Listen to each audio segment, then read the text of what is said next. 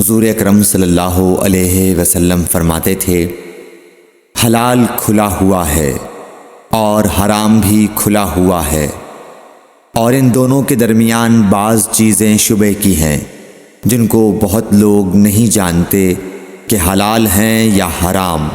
پھر جو کوئی شبہ کی چیزوں سے بھی بچ گیا اس نے اپنے دین اور عزت کو بچا لیا، اور جو کوئی ان شبہ کی چیزوں میں پڑ گیا اس کی مثال اس چرواہے کی ہے جو شاہی محفوظ چراگاہ کے آس پاس اپنے جانوروں کو چرائے۔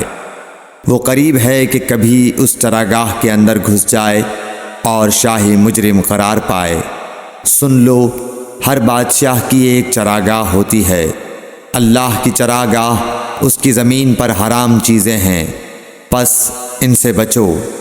اور سن لو، بدن میں ایک گوشت کا ٹکڑا ہے، جب وہ درست ہوگا سارا بدن درست ہوگا، اور جہاں بگڑا سارا بدن بگڑ گیا۔